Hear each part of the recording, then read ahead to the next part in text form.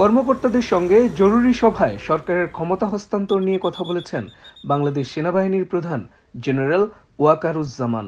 দায়িত্বশীল একাধিক সূত্র এ তথ্য জানিয়েছে।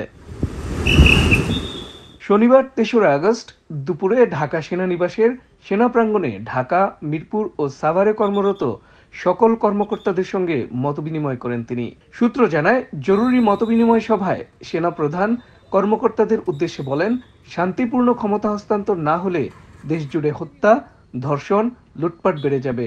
তাই ক্ষমতার হস্তান্তর হলে তা শান্তিপূর্ণভাবে হতে হবে। সেনাপ্রধান বলেন, সেনাবাহিনী গুলি করার জন্য নামেনি, বিক্ষোভ সমাবেশ করার অধিকার সবার আছে। আমরা জনগণের জীবন ও সম্পদ রক্ষা করতে নেমেছি। আন্দোলনকারীদের বিরুদ্ধে আমরা কোনো সহিংস পদক্ষেপ নেব না। আমরা আর কোনো গুলি ছুড়ব না। জেনারেল ওয়াকারুজ্জামান বর্তমান পরিস্থিতি তৈরির জন্য পুলিশ বাহিনীকে দায়ী করেন। সূত্র জানায়, সভায় এক কর্মকর্তা প্রশ্ন করেন, সেনাবাহিনীর গাড়ি পুড়িয়ে দেওয়া হয়েছে, এমনটি কিভাবে মানা সম্ভব?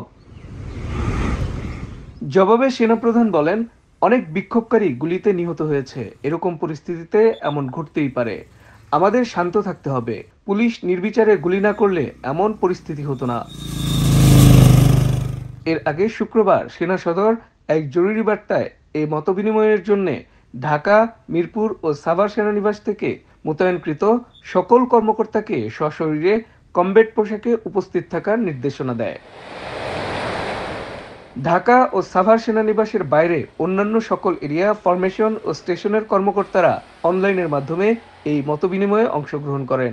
এ বিষয়ে মিলিটারি অপারেশন পরিদপ্তরকে নিরাপত্তা ব্যবস্থা নিতে নির্দেশনা দেওয়া হয়।